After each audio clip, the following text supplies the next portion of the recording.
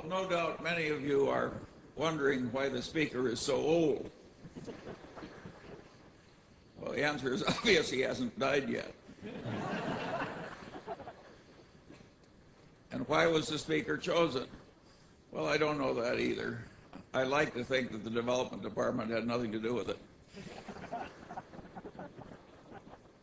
Whatever the reason, I think it's very fitting that I'm sitting here because I see one crowd of faces in the rear not wearing robes, and I know from having educated an army of descendants who really deserves a lot of the honors that are being given to the people up here in front. The sacrifice and the wisdom and the value transfer that comes from one generation to the next can never be underrated. And that gave me enormous pleasure as I looked at this sea of Asian faces to my left. All my life I've admired Confucius. I like the idea of filial piety, the idea that there are values that are taught and duties that come naturally, and that all that should be passed on to the next generation. And you people who don't think there's anything in this idea, please note how fast these Asian faces are rising in American life. I think they have something. All right, I scratched out a few notes, and I'm going to try and just give an account of some ideas and attitudes that have worked well for me. I don't claim that they're perfect for everybody, although I think many of them are pretty close to universal values, and many of them are can't-fail ideas. What are the core ideas that have helped me? Well, luckily, I got at a very early age the idea that the safest way to try and get what you want is to try and deserve what you want. It's such a simple idea. It's the golden rule, so to speak. You want to deliver to the world what you would buy if you were on the other end. There is no ethos, in my opinion, that is better for any lawyer or any other person to have. By and large, the people who've had this ethos win in life, and they don't win just money, just honors and emoluments. They win the respect, the deserved trust of the people they deal with. And there is huge pleasure in life to be obtained from getting deserved trust. And the way to get it is to deliver what you'd want to buy if the circumstances were reversed.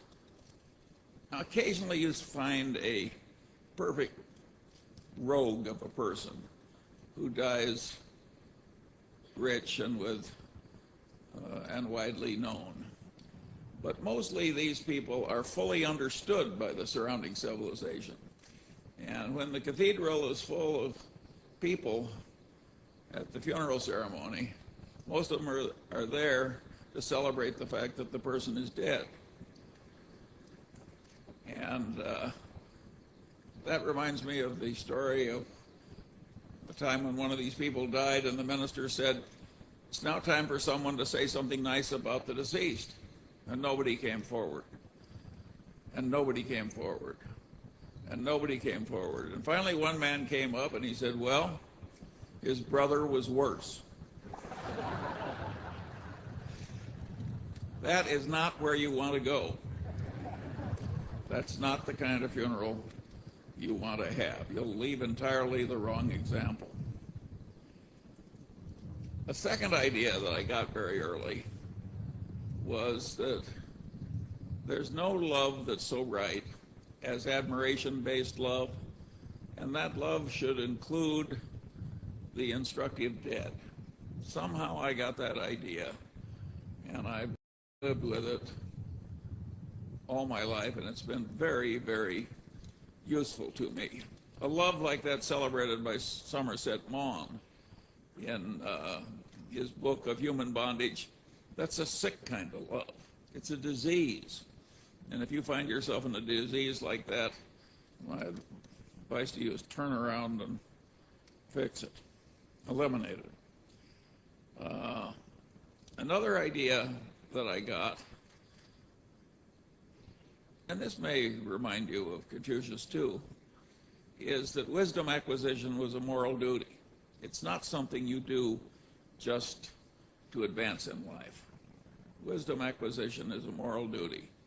And as a corollary to that proposition, which is very important, it means that you're hooked for lifetime learning. And without lifetime learning, you people are not going to do very well. You are not going to get very far in life based on what you already know. You're going to advance in life by what you're going to learn after you leave here.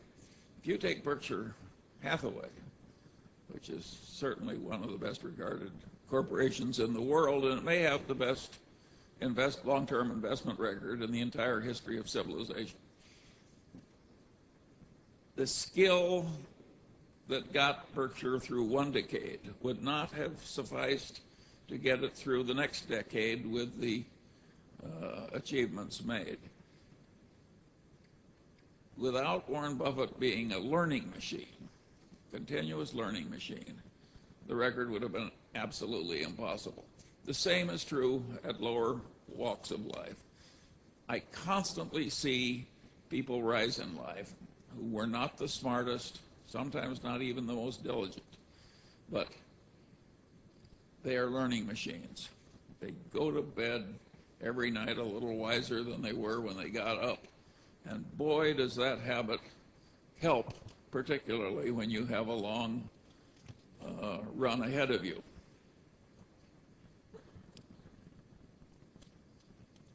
Alfred North Whitehead said at one time that the rapid advance of civilization came only when man invented the method of invention.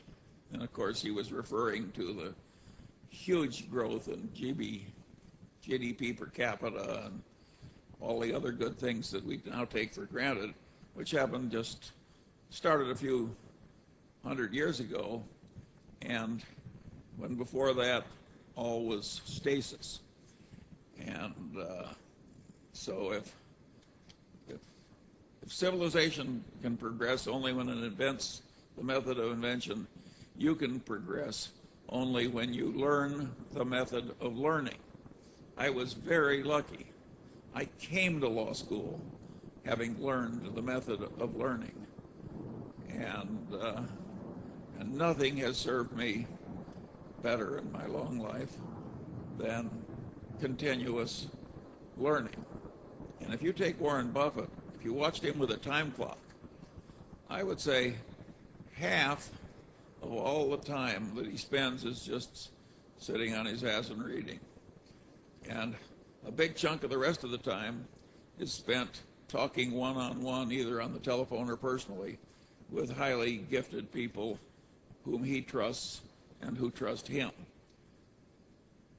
In other words, it looks quite academic, all this worldly success. Academia has many wonderful values in it. I came across such a value not too long ago. Well, it was several years ago. When in my capacity as a hospital board chairman, I was dealing with a medical school academic. And this man, over years of hard work, had made himself know more about bone tumor pathology than almost anybody else in the world. And he wanted to pass this knowledge on to the rest of us, and particularly the people that treat cancer, bone cancer.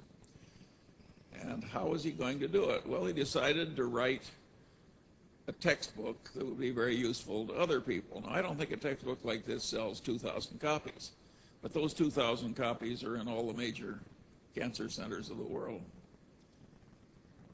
He took a year's sabbatical, and he sat down at his computer, and he had all the slides because he'd saved them and organized them and filed them. And he worked 17 hours a day, 7 days a week, for a year. That was his sabbatical. At the end of the year, he had one of the great bone tumor pathology textbooks of the world. When you're around values like that, you want to pick up as much as you can.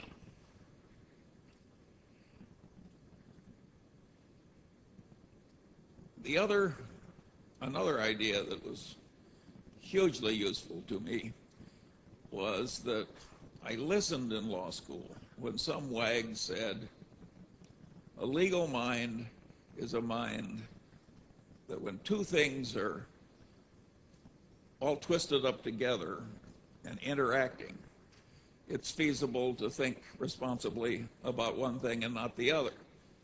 Well, I could see from that one sentence that that was perfectly ridiculous, and it pushed me further into my natural drift, which was into learning all the big ideas and all the big disciplines, so I wouldn't be a perfect damn fool who was trying to think about one aspect of something that couldn't be removed from the totality of the situation in a constructive fashion. And what I noted, since the really big ideas carry 95% of the freight, that it wasn't at all hard for me to pick up all the big ideas in all the disciplines and make them a standard part of my mental routines. Once you have the ideas, of course, they're no good if you don't practice. If you don't practice, you lose it. So I went through life constantly practicing this multidisciplinary approach. Well, I can't tell you what that's done for me. It's made life more fun. It's made me more constructive. It's made me more helpful to others. It's made me enormously rich. You name it, that attitude really helps. Now, there are dangers in it, because it works so well that if you do it, you will frequently find you're sitting in the presence of some other expert, maybe even an expert that's superior to you, supervising you. And you will know more than he does about his own specialty, a lot more. You'll see the correct answer when he's missed it. That is a very dangerous position to be in. You can cause enormous offense by helpfully being right in a way that causes somebody else to lose face. And I never found a perfect way to solve that problem. I was a great poker player when I was young, but I wasn't a good enough poker player, so the people failed to sense that I thought I knew more than they did about their subjects, and it gave a lot of offense. Now I'm just regarded as eccentric, but there was a difficult period to go through. And my advice to you is to learn sometimes to keep your light under a bushel. One of my colleagues, also a #1 in his class in law school, a great success in life, clerk for the Supreme Court, etc. But he knew a lot, and he tended to show it as a very young lawyer. And one day, the senior partner he was working under called him in and said, "Listen, Chuck," says, "I want to explain something to you." He says, "Your duty under any circumstances is to behave in such a way that the client thinks he's the smartest person in the world. And if you've got any little energy or insight available after that, use it to make your senior partner look like the smartest person in the world. And only after you've satisfied those two obligations do you want your light to shine at all." Well, that may have been very good advice for rising in a large firm. It wasn't what I did. I always obeyed the drift of my nature, and if other people didn't like it, well, I didn't need to be adored by everybody. Another idea, and by the way, when I talk about this multidisciplinary attitude, I'm really following a very key idea of the greatest lawyer of antiquity, Marcus Tullus Cicero. And Cicero is famous for saying, "A man who doesn't know what happened before he's born goes through life like a child." Now, that is a very correct idea of Cicero's, and he's right to ridicule somebody so foolish as not to know what happened before he was born. But if you generalize Cicero, as I think one should, there are all these other things that you should know in addition to history. And those other things are the big ideas in all the other disciplines. And it doesn't help you just to know them enough so you could prattle them back on an exam and get an A. You have to learn these things in such a way that they're in a mental lattice work in your head and you automatically use them for the rest of your life. If you do that, I solemnly promise you that one day you'll be walking down the street and you'll look to your right and left and you'll think, my heavenly days, I'm now one of the few most competent people of my whole age cohort. If you don't do it, many of the brightest of you will live in the middle ranks or in the shallows. Another idea that I got, and it was encapsulated by that story the dean recounted about the man who wanted to know where he was going to die and he wouldn't go there. That rustic who had that idea had a profound truth in his hand. The way complex adaptive systems work and the way mental constructs work, problems frequently get easy. I'd even say usually are easier to solve if you turn them around in reverse. In other words, if you want to help India, the question you should ask is now, how can I help India? You think, what's doing the worst damage in India? What will automatically do the worst damage, and how do I avoid it? You'd think they're logically the same thing.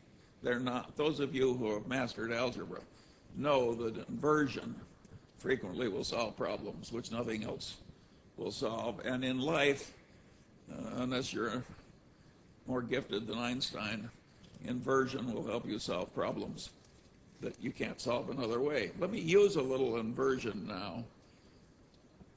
What will really fail in life? What do we want to avoid? Such an easy answer. Sloth and unreliability. If you're unreliable, it doesn't matter what your virtues are. You're going to crater immediately. So doing what you have faithfully engaged to do should be an automatic part of your conduct. You want to avoid sloth and unreliability. Another thing I think should be avoided is extremely intense ideology, because it cabbages up one's mind. You've seen that, and you see a lot of it, in TV preachers, for instance. They've all got different ideas about theology, and a lot of them have minds that are made of cabbage, but that can happen with political ideology. And if you're young, it's easy to drift into loyalties. And when you announce that you're a loyal member and you start shouting the orthodox ideology out, what you're doing is pounding it in. And you're gradually ruining your mind. So you want to be very, very careful with this ideology. It's a big danger. In my mind, I've got a little example I use whenever I think about ideology, and that's these Scandinavian canoeists who succeeded in taming all the rapids of Scandinavia, and they thought they would tackle the whirlpools of the Erin Rapids here in the United States. The death rate was 100%. A big whirlpool is not something you want to go into, and I think the same is true about a really deep ideology. I have what I call an iron prescription that helps me keep sane when I naturally drift toward preferring one ideology over another. And that is, I say, I'm not entitled to have an opinion on this subject unless I can state the arguments against my position better than the people do who are supporting it. I think only when I've reached that state am I qualified to speak.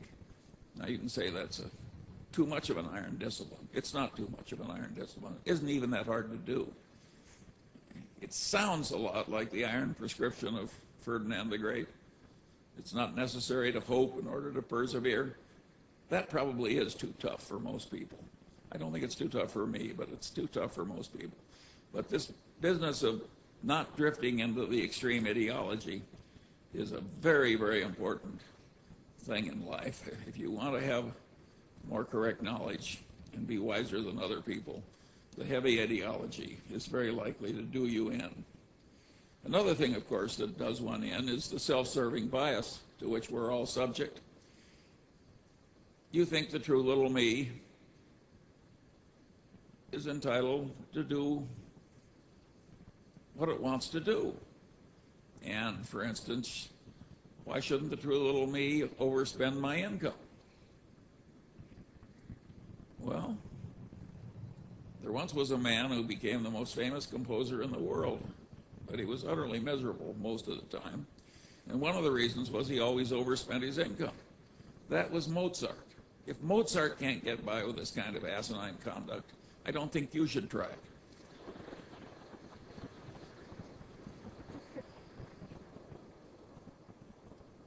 Generally speaking, envy, resentment, revenge, and self-pity are disastrous modes of thoughts. Self-pity gets pretty close to paranoia, and paranoia is one of the very hardest things to reverse. You do not want to drift into self-pity. I have a friend who carried a big stack of Lenin cards, about this thick, and when somebody would make a comment that reflected self-pity, he would take out one of the cards, take the top one off the stack, and hand it to the person. And the card said, "Your story has touched my heart. Never have I heard of anyone with as many misfortunes as you." Well, you can say that's waggery, but I suggest that every time you find you're drifting into self-pity, and I don't care what the cause, your child can be dying of cancer, self-pity is not going to improve the situation. Just give yourself one of those cards. It's a ridiculous way to behave. And when you avoid it, you get a great advantage over everybody else, almost everybody else, because self-pity is a standard condition. And yet you can train yourself out of it. And of course, the self-serving bias, you want to get out of yourself. Thinking that what's good for you is good for the wider civilization, and rationalizing all these ridiculous conclusions based on this subconscious tendency to serve oneself it's a terribly inaccurate way to think. And of course you want to drive that out of yourself because you want to be wise, not foolish. You also have to allow for the self-serving bias of everybody else, because most people are not going to remove it all that successfully, the human condition being what it is. And if you don't allow for self-serving bias in your conduct, again, you're a fool. You just aren't competent. I watched the brilliant Harvard Law Review trained general counsel of Solomon lose his career. And what he did was, when the CEO was aware that some underling had done something wrong, the general counsel said, "Gee, we don't have any legal duty to report this, but I think it's what we should do. It's our moral duty." And the general counsel was totally correct. But of course it didn't work. It was a very unpleasant thing for the CEO to do, and he put it off and put it off and put it off. And in due course, why the thing eroded into a major scandal, and down went the CEO and the general counsel with him. The correct answer in situations like that was given by Ben Franklin. He says, if you would persuade, appeal to interest, not to reason. The self-serving bias is so extreme. If the general counsel said, look, this can erupt in something that will destroy you, take away your money, take away your status, it's a perfect disaster, it would have worked. You want to appeal to interest. You want to do it with lofty motives, but you should not avoid appealing to interest. Another thing, perverse incentives. You don't want to be in a perverse incentive system that's causing you to behave more and more foolishly or worse and worse. Incentives are too powerful a controller of human cognition and human behavior. And one of the things you're going to find in some modern law firms is billable hour quotas. And I could not have lived under a billable hour quota of 2,400 hours a year. That would have caused huge problems for me. I wouldn't have done it. And I don't have a solution for that for you. You'll have to figure it out for yourself. But it's a significant problem. Perverse associations. also to be avoided.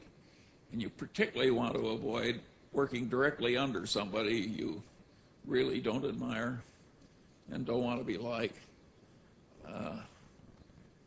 It's very dangerous. We're all subject to control to some extent by authority figures, particularly authority figures that are rewarding us. And that requires some talent. The way I solved that is I figured out the people I did admire, and I maneuvered cleverly without criticizing anybody. So I was working entirely under people I admired. And a lot of law firms will permit that if you're shrewd enough to work it out. And your outcome in life will be way more satisfactory and way better if you work under people you really admire. The alternative is not a good idea. Objectivity maintenance. Well, we all remember that Darwin paid special attention to disconfirming evidence, particularly when it disconfirmed something he believed and loved. Well, objectivity maintenance routines are totally required in life if you're going to be a correct thinker. And there we're talking about Darwin's attitude, special attention to the disconfirming evidence, and also to checklist routines. Checklist routines avoid a lot of errors. You should have all this elementary wisdom, and then you should go through a mental checklist in order to use it. There is no other procedure that will work as well. A last idea that I found very important is I realized very early that non-egality would work better in the parts of the world I wanted to inhabit. What do I mean by non-egality? I mean John Wooden, when he was the #1 basketball coach in the world, he just said to the bottom 5 players, you don't get to play your sparring partners. The top 7 did all the playing. Well, the top 7 learned more, remember the learning machine, because they were doing all the playing. And when he got to that system, why, Wooden won more than he'd ever won before. I think the game of life, in many respects, is getting a lot of practice into the hands of the people that have the most aptitude to learn and the most tendency to be learning machines. And if you want the very highest reaches of human civilization, that's where you have to go. You do not want to choose a brain surgeon from your child among 50 applicants, all of whom just take turns doing the procedure. You know, that's not the way to get the really important. You know, your airplane's designed that way. You don't want your Berkshire Hathaways run that way. You want to get the power into the right people. I frequently tell the story of Max Planck when he won the Nobel Prize and went around Germany giving lectures on quantum mechanics. And the chauffeur gradually memorized the lecture, and he said, would you mind, Professor Planck, just because it's so boring to stay in our routines, would you mind if I gave the lecture this time and you just sat in front of my chauffeur's hat? And Planck said, sure, and the chauffeur got up and he gave this long lecture on quantum mechanics, and after which a physics professor stood up in the rear and asked a perfectly ghastly question. And the chauffeur said, well, he says, I'm surprised that in an advanced city like Munich, I get such an elementary question. I'm going to ask my chauffeur to reply. Well, the reason I tell that story is not entirely to celebrate the quick-wittedness of the protagonist. In this world, we have 2 kinds of knowledge. One is Planck knowledge, the people who really know. They've paid the dues, they have the aptitude. And then we got chauffeur knowledge. They have learned to prattle the talk. And they have a big head of hair, they may have fine timbre in the voice, they make a hell of an impression. But in the end, they've got chauffeur knowledge. I think I've just described practically every politician in the United States. And you're going to have the problem in your life of getting the responsibility into the people with the Planck knowledge and away from the people who have the chauffeur knowledge. And there are huge forces working against you.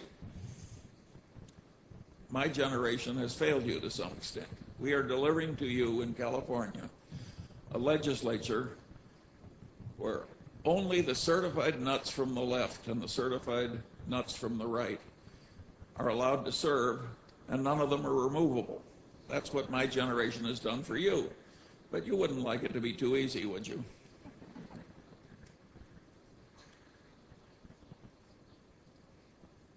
Another thing that I found is that an intense interest in a subject is indispensable if you're really going to excel in it.